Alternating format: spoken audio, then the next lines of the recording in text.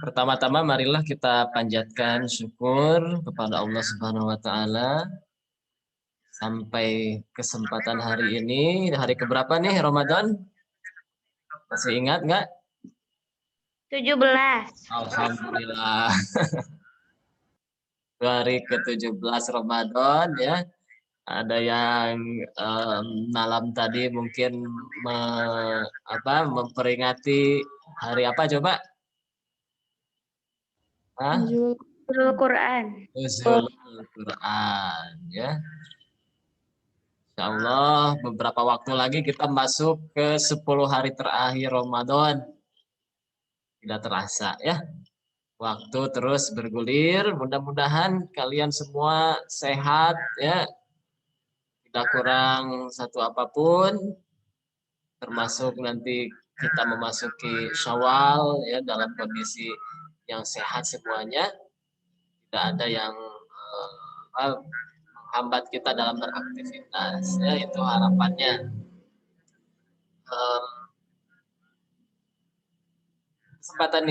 Pada kesempatan ini saya ingin share dulu ada tayangan saya ingin share tayangannya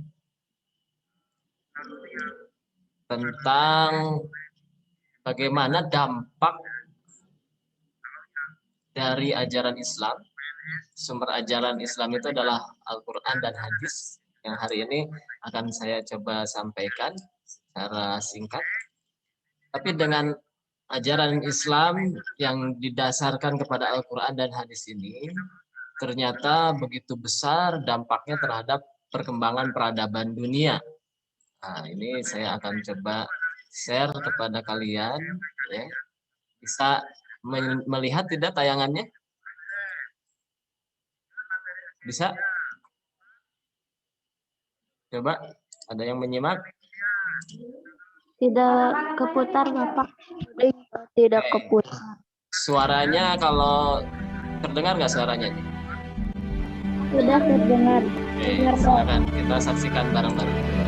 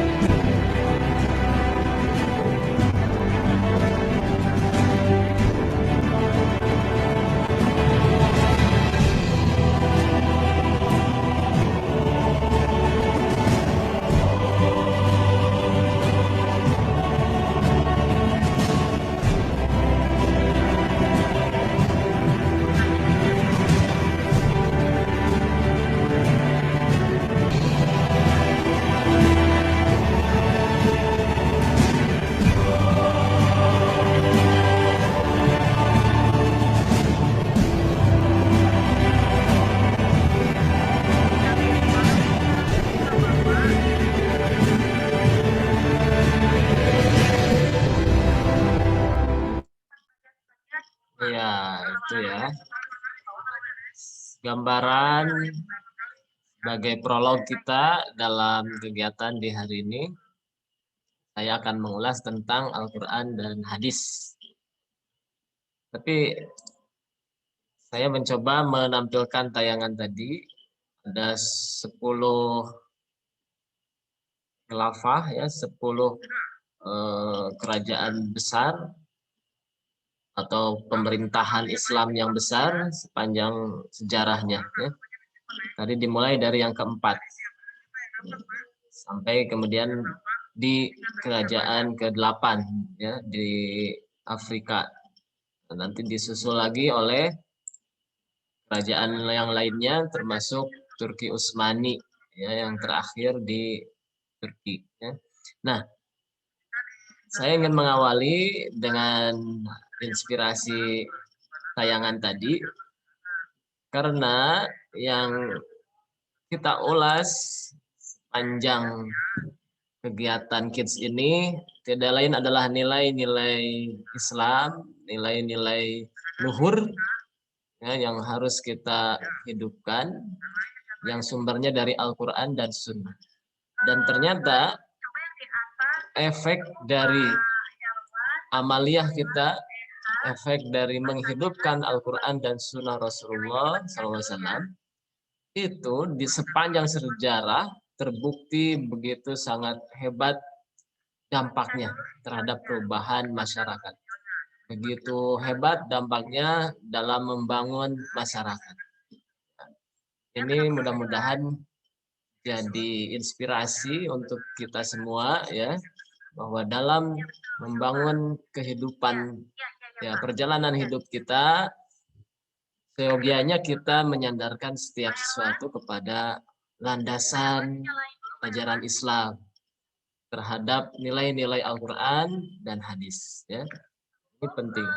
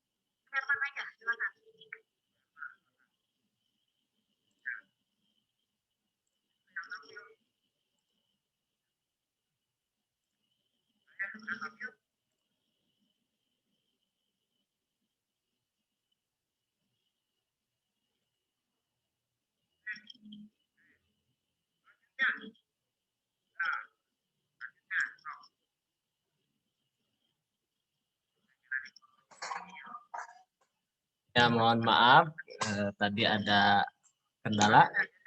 Kebetulan ada kegiatan juga nih ya secara online yang harus saya ikuti. Baik, kita lanjutkan lagi sesi Kids hari ini ya tentang kajian Islam di sekolah dengan ulasannya mengenai Al-Quran dan hadis. Ini mudah-mudahan bisa nambah wawasan kita ya. Oke. Saya mau minta kita dialog ya. Kita gali wawasan kita sama-sama bareng-bareng mengenai Al-Quran dan hadis. Ada yang bisa menjelaskan atau menerangkan ya sejauh pengetahuan kalian Al-Quran itu apa?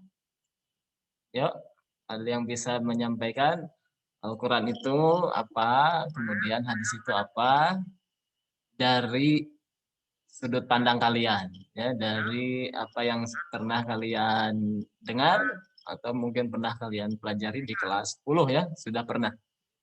Silahkan, ada yang bisa menyampaikan Al-Quran itu apa, hadis itu apa?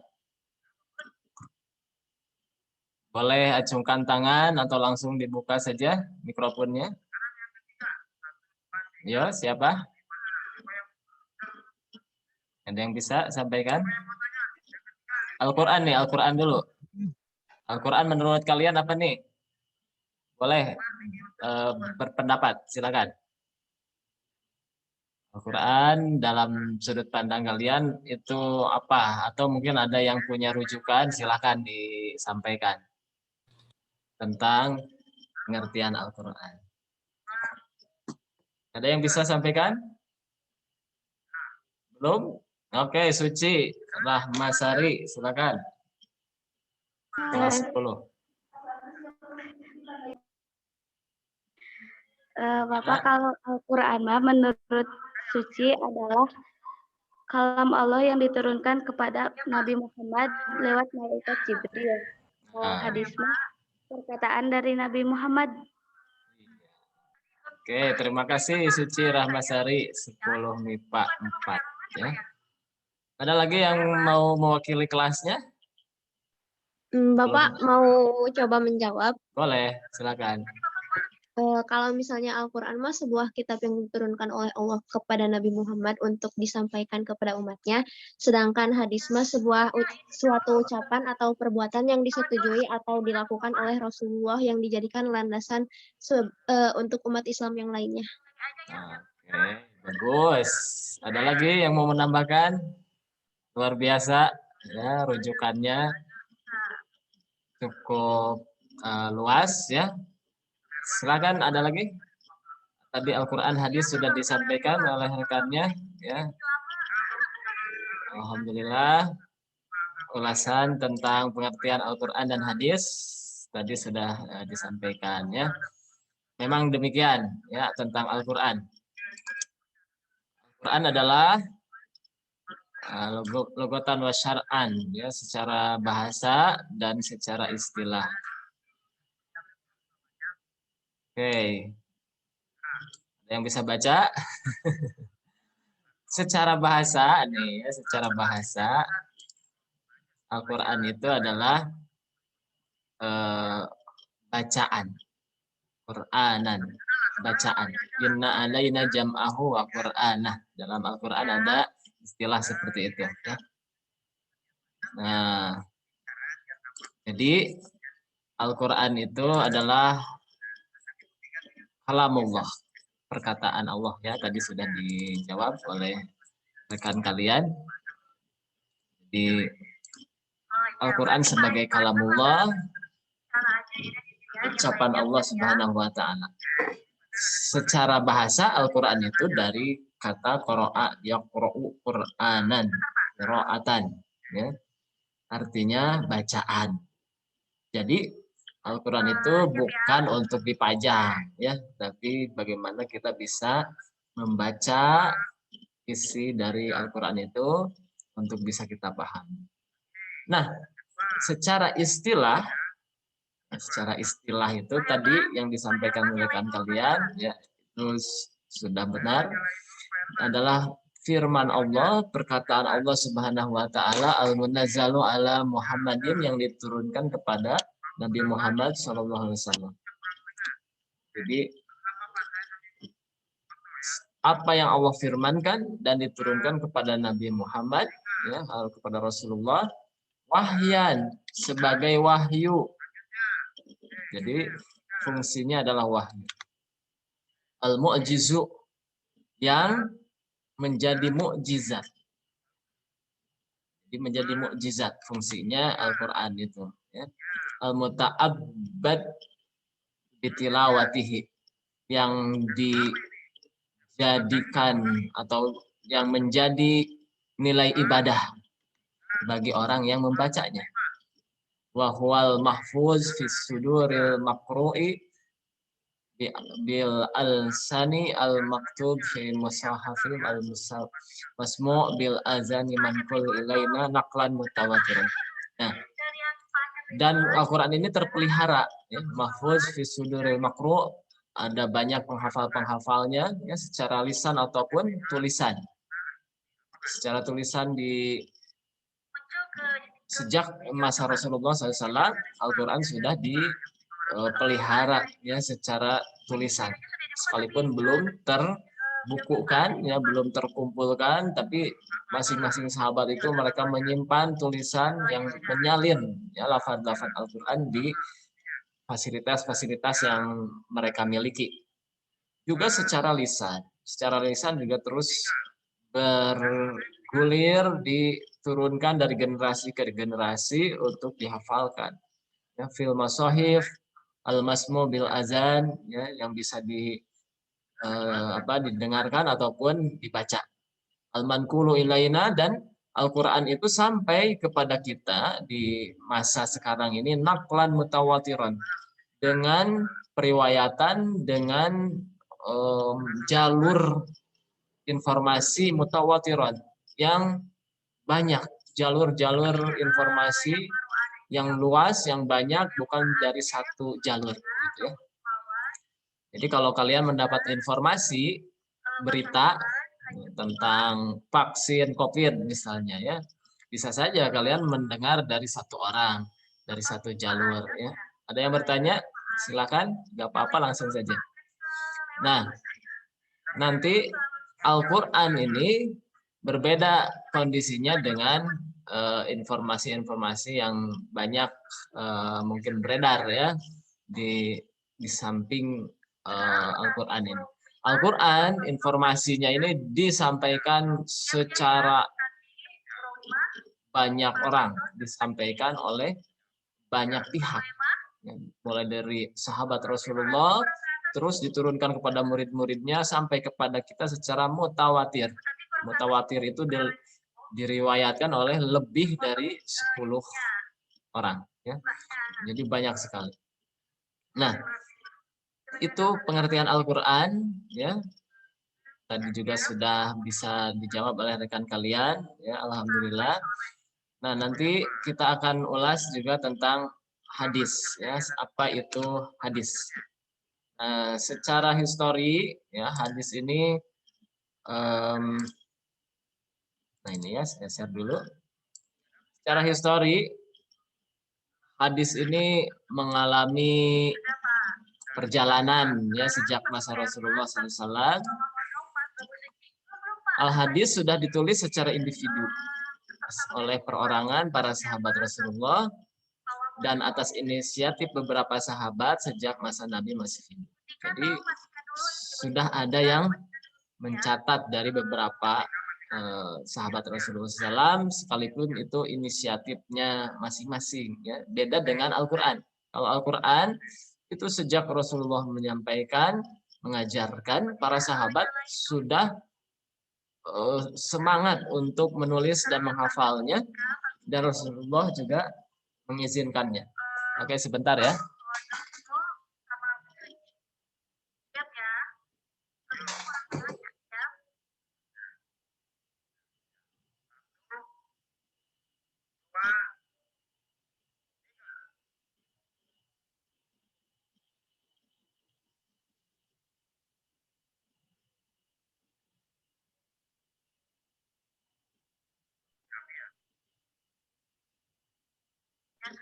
Ya. Oke, mohon maaf. Ada sesi yang lain yang harus diikuti dulu. Mohon maaf. Kita lanjutkan, ya. Resmi Al-Hadis itu ditulis, dibukukan, ya. Karena awalnya hadis itu disampaikan secara lisan, periwayatan. Guru, sahabat misalnya menyampaikan kepada murid-muridnya, para tabi'in, secara lisan dan dihafalkan. Makanya para para tabi'in, ya, itu tabi'ut tabi'in, mereka hafal sampai ribuan hadis. Dan itu memang fasilitas yang bisa gunakan saat itu dalam dalam memelihara hadis Rasulullah SAW. Secara umum mereka menggunakan metode lisan sebetulnya, metode hafalan. Sekalipun nanti akan ada juga penulisan secara resminya, ya. Jadi secara resmi, nah kita akan lihat di sejarah hadis mulai dituliskan di abad atau di tahun ke-99 Hijriah di masa Khalifah Umar bin Abdul Aziz. Kitab hadis yang tertua yang masih ada saat ini adalah kitab Al-Muwatta yang ditulis oleh Imam Malik. Nah, dari situ maka dikenalah penulisan hadis dan kitab-kitab hadis yang sampai sekarang dapat kita lihat begitu banyak, ya, kitab-kitab hadis yang diulas, ya, yang menjadi sumber-sumber rujukan umat Islam sebagai sumber kedua hukum Islam setelah Al-Quran. Nah, saya ingin tanya dulu nih ya kepada semuanya. Adakah yang sudah pernah mengulas atau membaca 1-2 kitab hadis atau mungkin pernah mendengar nama kitab hadis di antara banyak kitab-kitab yang ada?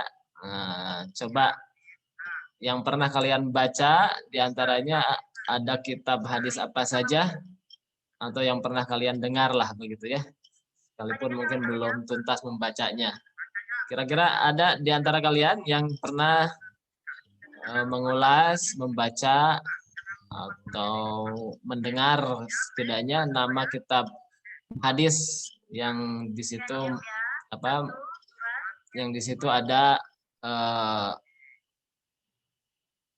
ulasan-ulasan tentang hadis Rasulullah SAW. Ada yang pernah membaca apa saja kitabnya? Kitab hadis Arba'in, Pak. Nah, ada kitab hadis Arba'in, betul. Ya, siapa lagi? Itu populer ya, hadis Arba'in. Ada lagi? Selain Arba'in, silakan yang pernah mendengar kitab hadis dengan berbagai macam judul dan penulisnya. Ya.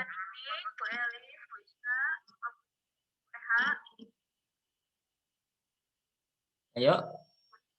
Baik, kalau belum ada, saya akan lanjutkan lagi ya. Banyak sekali kitab-kitab hadis yang bisa menjadi rujukan kita mempelajari sunnah-sunnah Rasul ya.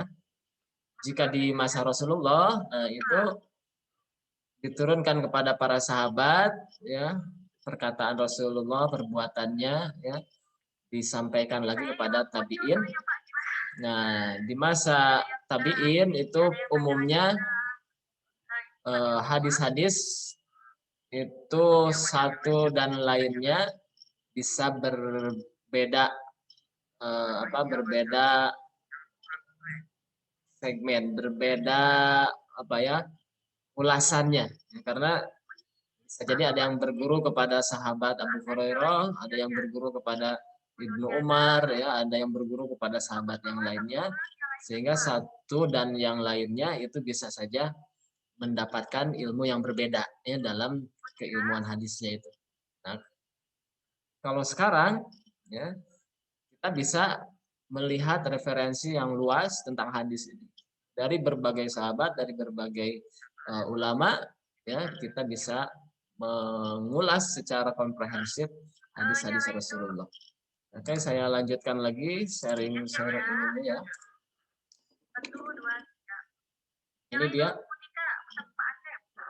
Ini dia pengertian hadis ya, tadi sudah ada yang menyampaikan juga.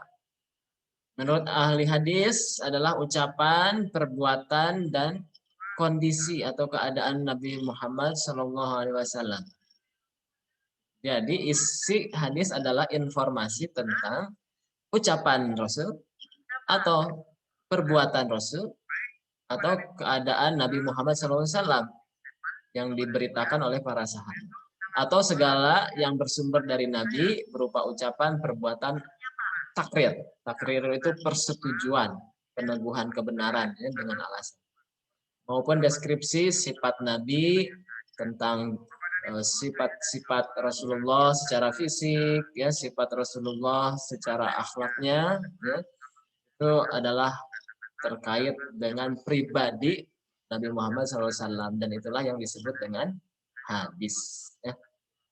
Jadi hadis ini ada kriterianya, ya, tidak mudah kita menyebut asal ada cerita, ya, tentang Rasulullah kemudian diklaim sebagai hadis. Ya. Jadi kisah ataupun informasi tentang Rasulullah itu harus betul-betul secara valid, ya, datang informasinya dari Rasulullah disampaikan oleh para sahabat. Ya. Itu tentang hadis. Kita akan lanjutkan lagi. Nah, ini yang sering kita simak, ya. Nah, ini salah satu salah satu bentuk ataupun salah satu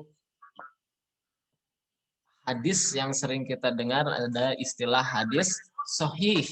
Ya. Coba ada yang bisa menyebutkan selain hadis sahih, ada hadis apa lagi? Bentuk-bentuk hadis ataupun derajat-derajat hadis, ya, yang bisa jadi kita temukan. Salah satunya adalah hadis sahih. Ada hadis yang lain lagi, ada kriteria hadis lain lagi. Siapa yang bisa menyampaikan? Ada? Kalau tidak ada, kita ulas dulu, ya. Yang mau menjawab silakan saja langsung, ya. Hadis sahih ini mungkin kalian juga sudah kenal, ya, sahih. Apa arti sahih? Ada yang tahu? Ada yang bisa menyampaikan arti dari sahih apa? Sahih. Sahih itu yang selamat, ya, sahih. Sahih itu yang benar. Kenapa disebut sahih? Karena informasi tentang Rasulullah yang disampaikannya itu benar, selamat, ya. Karena hadis ini adalah terkait dengan info, keterangan tentang Rasulullah, perkataannya, perbuatannya, terus sifat-sifat Rasulullahnya. Nah, keterangan yang benar, keterangan yang valid, itulah yang nanti akan masuk kepada derajat hadis sahih, ya. Oke, ini syarat-syaratnya. Kenapa hadis itu bisa sahih? Ada sanad yang bersambung. Ya. Apa itu sanad yang bersambung? Yaitu perawinya bertemu antara satu sama lain. Salah satu cara yang digunakan untuk membuktikannya dengan cara melihat sejarah, ya, dari biografi masing-masing perawi. Ini sebagai pendahuluan, ya, supaya kita mengenal lebih jauh tentang hadis Nabi SAW yang tentu sudah banyak diulas oleh para ulama hadis. Jadi ada syaratnya, hadis itu bisa disebut sahih, diterima, ya, yaitu sanadnya yang bersambung. Satu rawi ke rawi lain sampai nyambung kepada sahabat, kepada Rasulullah. Nah, itu yang disebut ketersambungan sanadnya. Ya. Kemudian ada perawi yang adil. Jadi kriteria yang menyampaikan hadis itu, ya, dari generasi ke satu, generasi kedua, terus, ya, itu mereka masuk kepada kriteria individu atau para rawi yang adil, memiliki adalah. Adalah itu adalah reputasi yang baik yang dapat dipercaya, gitu, ya, apa yang disampaikan. Kemudian tidak ada ilah, tidak ada cacat, ya, dalam periwayatannya. Mungkin kalian sering mendengar informasi hoax, ya. Nah, hoax itu dalam ilmu hadis itu kurang lebih begitu, ya, bisa menjadi alasan ilat. Jadi kalau ada satu informasi tentang Rasulullah tapi datangnya dari orang yang tidak dikenal, ya, orang yang majhul atau misalnya tertuduh apalah begitu, ya, tertuduh dusta, ya, itu bisa masuk kategori hadis yang tidak layak disebut sahih karena ada ilat, karena ada cacat dari periwayatannya, dari orang yang menginformasikan hadis. Nah itu. Kemudian yang ketiga tidak ada syad. Syad berarti perawi sikoh yang bertentangan dengan rawi lain yang lebih sikoh. Sikoh itu kuat. Misalnya, nih ya, misalnya ada yang menyampaikan hari ini Pak Gugum ada di Ranca Ekek begitu. Terus teman kalian ada juga yang menyampaikan, enggak, Pak Gugum itu ada di lab komputer Nagreg, SMA Nagreg begitu. Nah, dari dua informasi ini tentu kalian harus menyeleksi ya, seleksi informasi. Nah, seleksi informasi dalam hadis itu biasanya dikenal dengan istilah takhrij ya, takhrijul hadis. Nah, jika ada rawi yang kuat tapi berselisih informasinya dengan rawi yang lain yang lebih kuat, maka harus diambil yang lebih dipercayanya begitu. Masuk juga informasi tadi lah ya, contohnya seperti yang datang tentang saya misalnya. Ternyata yang menyampaikan saya di Ranca Ekek itu dia melihat saya waktu jam 6 pagi, tapi yang melihat saya di Nagreg itu melihatnya update ketika tadi jam 9 misalnya. Berarti yang datang terakhir dan melihat saya di jam 9 ya, yang terakhir melihat saya itu yang lebih valid kan begitu informasinya. Itu gambarannya ya. Kenapa hadis kok ada yang disebut hadis sahih? Kemudian hafalan perawinya kuat. Kadang ada informasi yang salah ketika disampaikan. Saya minta misalnya tolong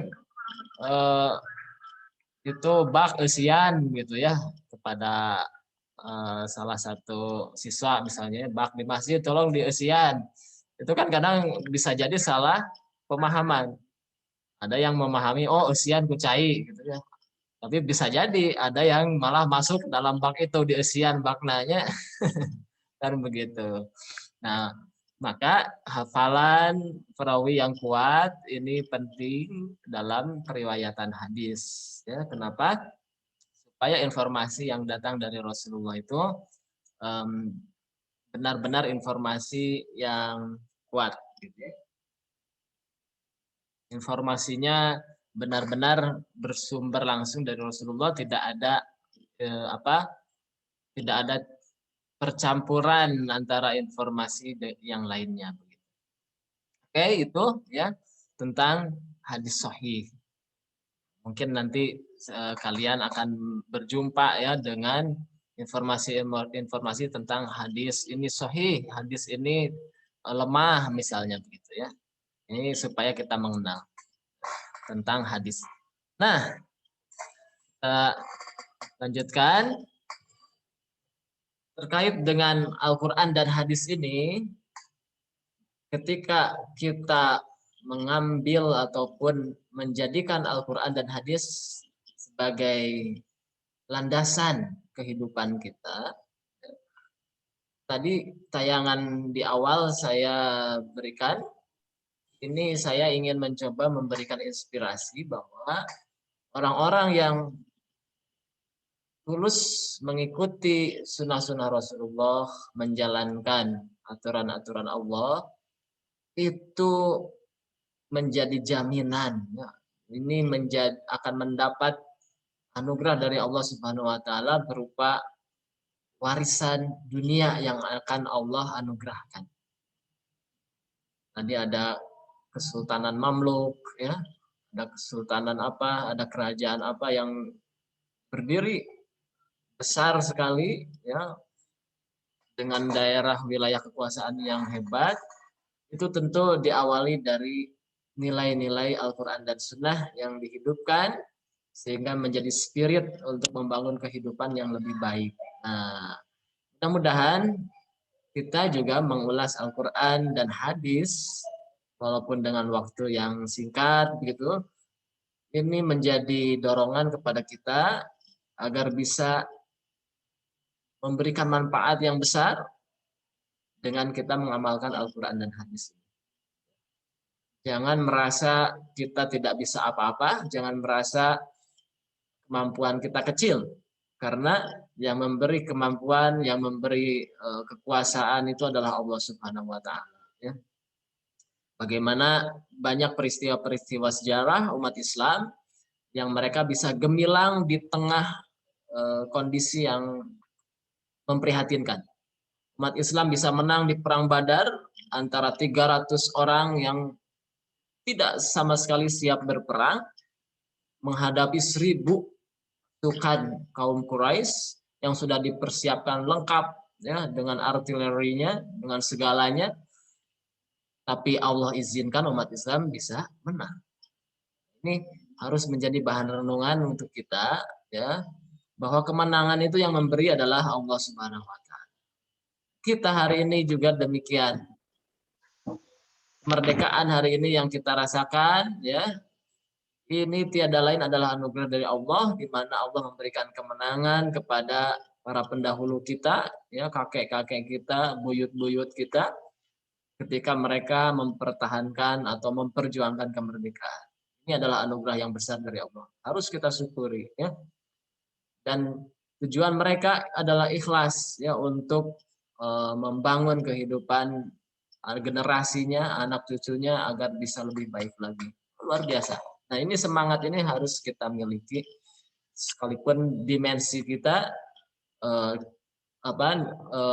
bentuk tantangan kita sekarang bukan berperang secara fisik, ya.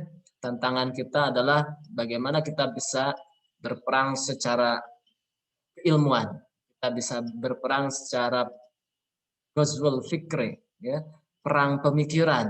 Bagaimana pemikiran yang baik, pemikiran yang benar bisa kita hidupkan, ya, di tengah-tengah masyarakat.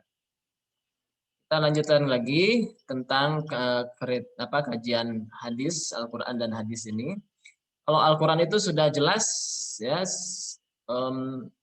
bentuknya seperti itu, mutawatir, satu ayat dengan ayat yang lain adalah sama, ya, tidak ada yang ayat ini kurang kuat. Semua ayat dalam Al-Quran itu kedudukannya sama, mutawatir.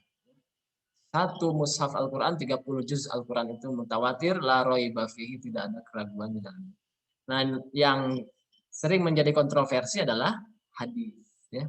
Hadis ini kenapa kadang kita temukan kontroversi, karena bisa jadi dalam periwayatan hadisnya terdapat kelemahan-kelemahan, gitu, ya. Ini yang harus kalian cermati tentang Al-Quran dan hadis.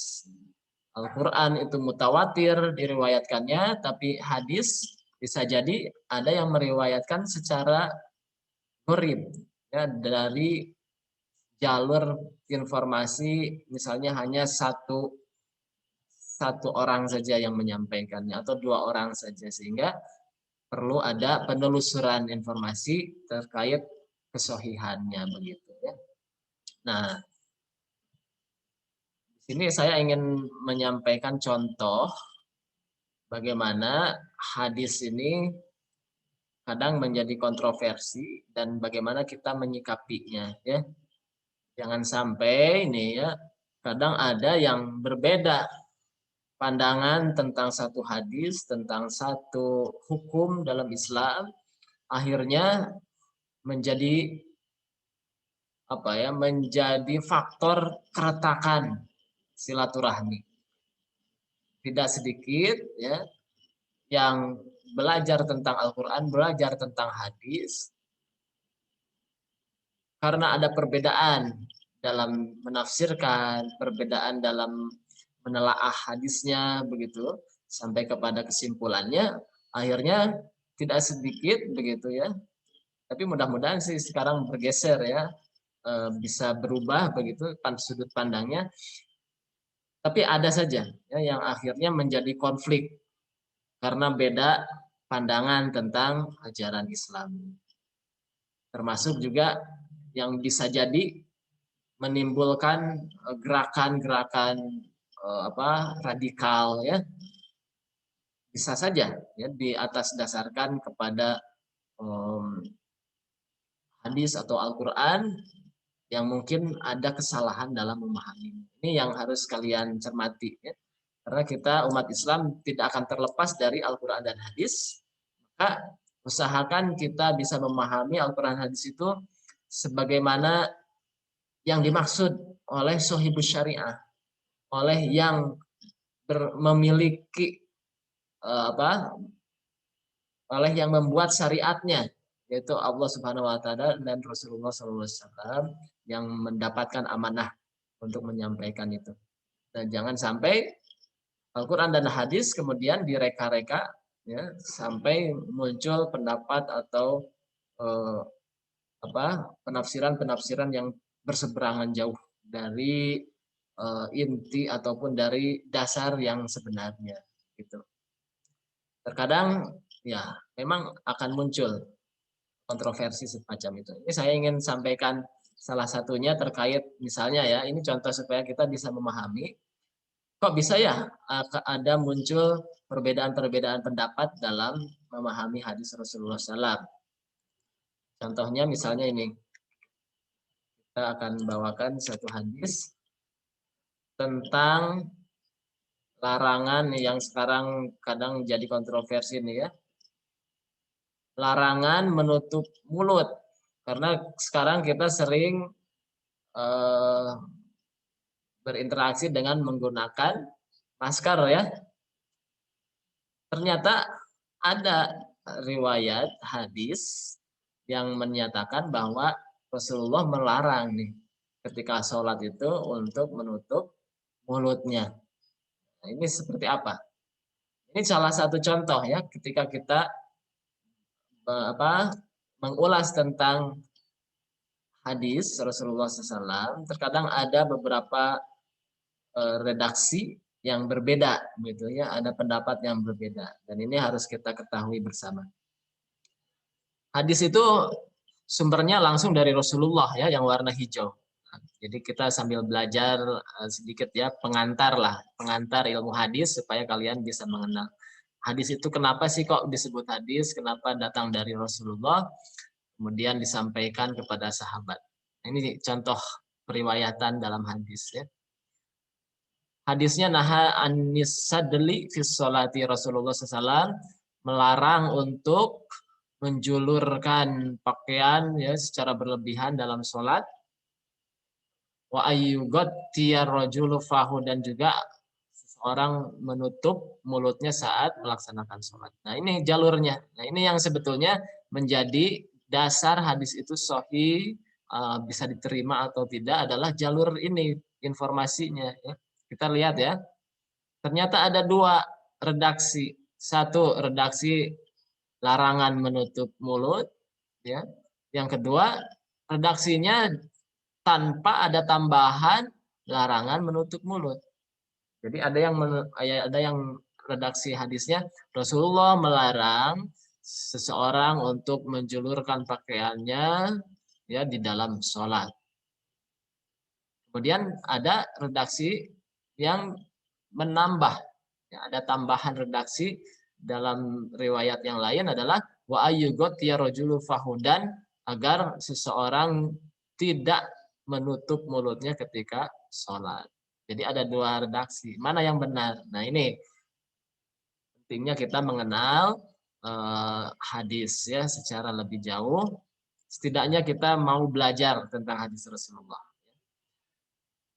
Yang hijau itu adalah Rasulullah, sumber informasinya. Yang kedua ada Abu Hurairah, itu sahabat yang menerima hadis dari Rasulullah, dan Ato. Ya.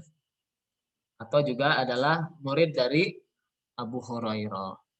Ternyata kalau kita lihat di situ ada warna biru ya, dan ada yang berwarna merah dan kuning. Nah, itu yang menjadi alasan hadis ini termasuk sahih atau tidak. Kita simpulkan saja supaya tidak membingungkan ya. Yang biru itu adalah hadis atau periwayatan informasi hadis yang selamat. Jadi perawinya, orang-orang yang menyampaikan hadis ini orang-orangnya selamat. Selamat itu hafalannya ya, kemudian informasi yang disampaikannya valid begitu.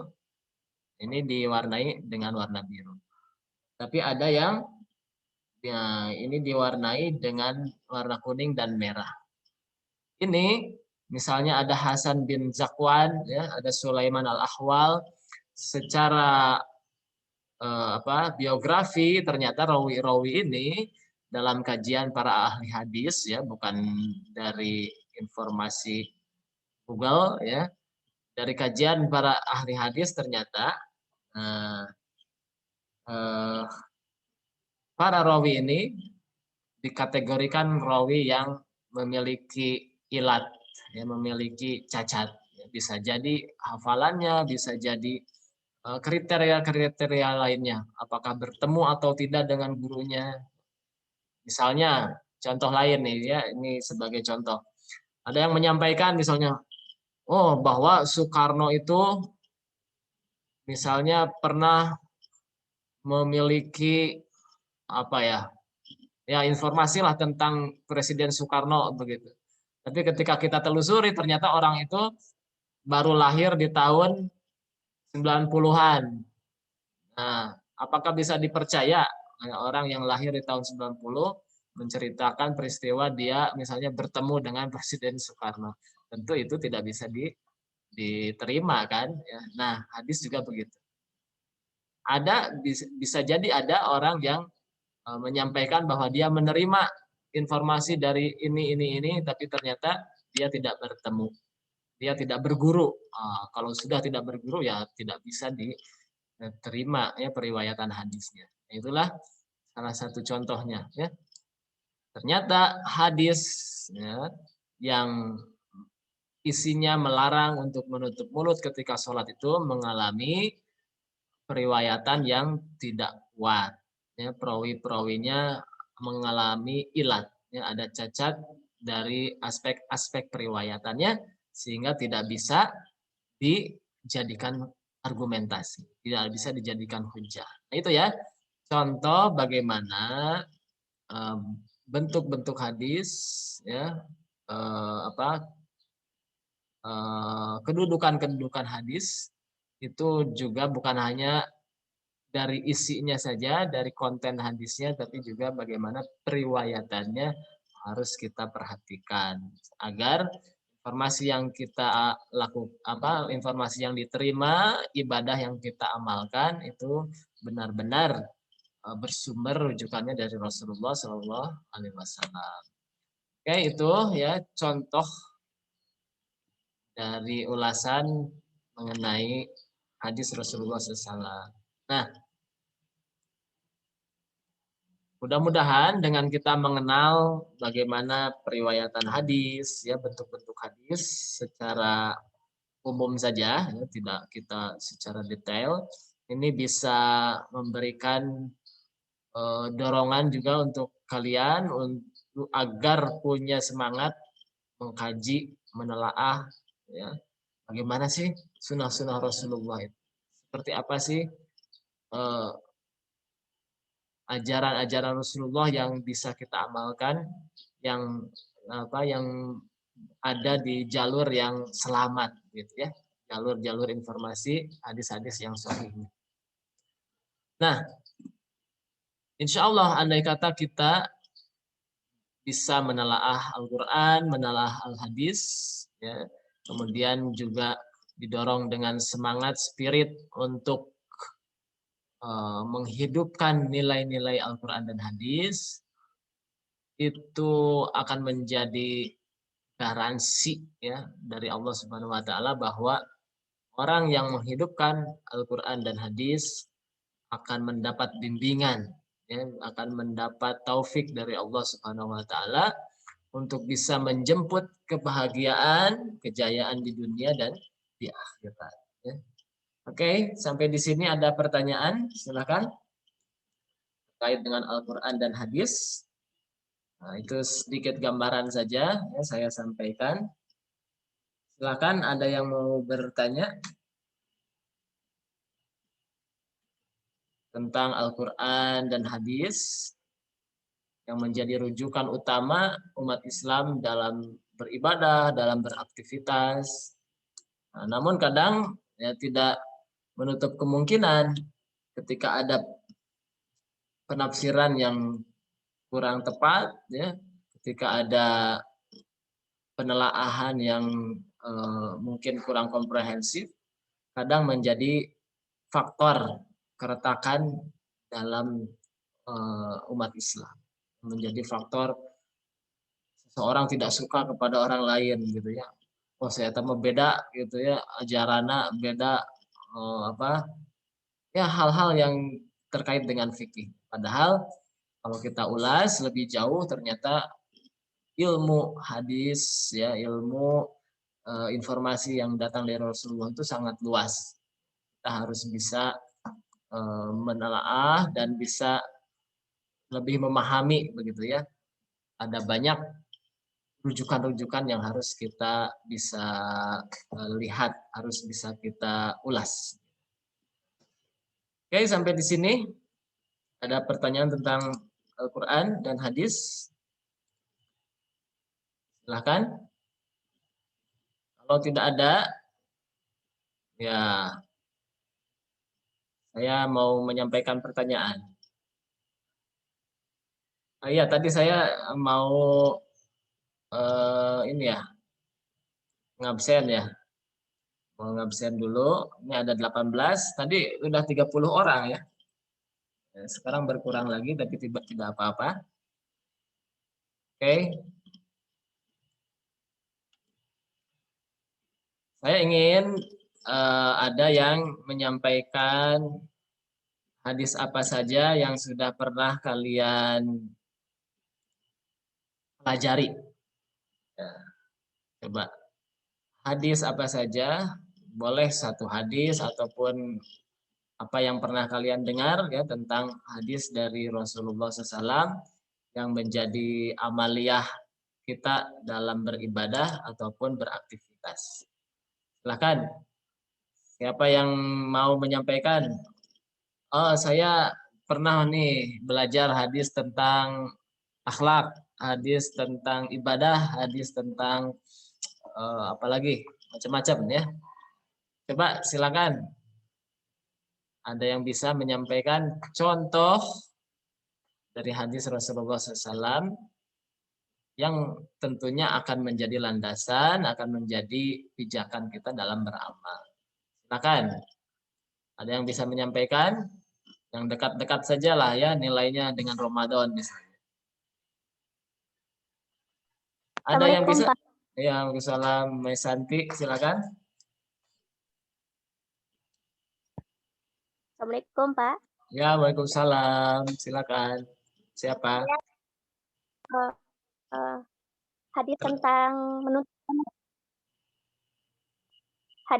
menuntut ilmu. Menuntut ilmu. Ya. Bismillahirrahmanirrahim. Thalabul ilmi fardhatun ala kulli muslimin wal muslimat. Mencari ilmu itu wajib bagi muslimin dan muslimat. Nah, thalabul ilmi fardhatun ala kulli muslimin wal muslimat. Hebat. Itu contoh landasan kita dalam mencari ilmu. Wajib. Artinya akan diberi pahala ya bagi orang yang mencari ilmu itu. Dan yang tidak tergerak untuk mencari ilmu itu berarti sudah melanggar ya kewajiban dalam hidupnya. Jadi wajib ya fardhu. Ada lagi silakan. Contoh hadis yang sudah pernah kalian pelajari. Yuk kita sharing satu hadis, berbagi satu hadis dengan teman-temannya. Ya. Bagaimana hadis sangat mewarnai kehidupan kita sehingga menjadi pedoman dalam beramaliyah. Ada lagi silakan yang punya rujukan hadis tadi tentang bab ilmu ya. Ada bab apa lagi silakan.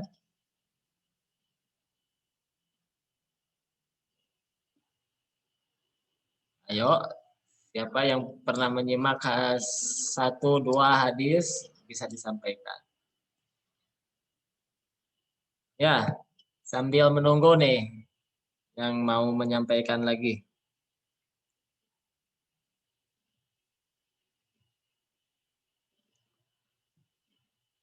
Kajian Al-Quran dan Hadis, sebagaimana tadi disampaikan, ya sebagai pedoman kita umat Islam, mudah-mudahan kita bisa menerapkannya, mengaplikasikannya dalam kehidupan kita, ya.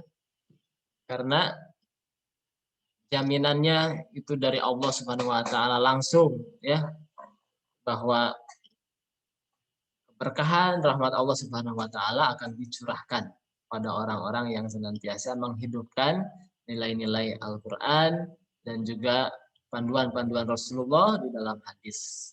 Ini mudah-mudahan kita tidak merasa cukup, ya.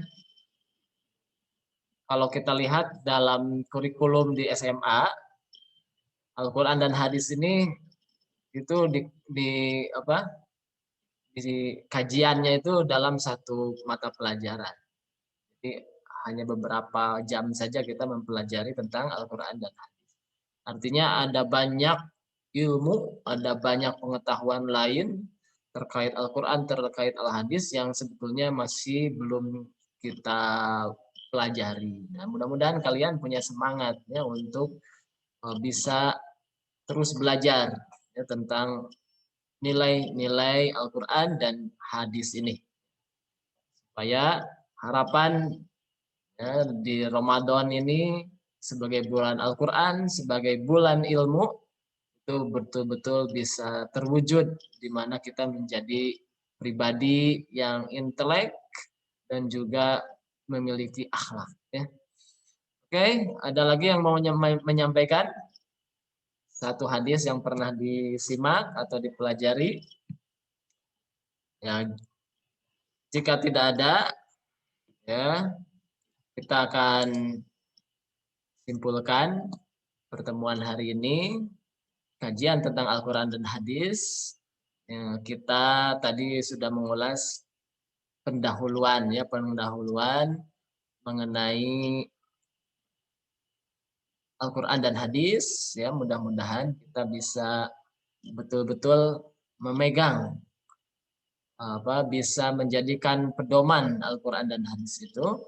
Kata Rasulullah, wa in tamassaktum bihima, dan apabila kita berpegang teguh kepada Al-Quran dan hadis itu, lan tadillu abada, maka Rasulullah menjamin orang yang berpedoman terhadap Al-Quran dan hadis, dia tidak akan pernah tergelincir sesat dalam kehidupannya, salah arah dalam mencari dan melangkah, ya, tidak akan jatuh ke dalam kegelapan di dalam hiruk pikuknya dunia ini. Jadi insya Allah itu akan menjadi benteng kita untuk tetap istiqomah menjalankan aktivitas yang diridhoi Allah Subhanahu Wa Taala.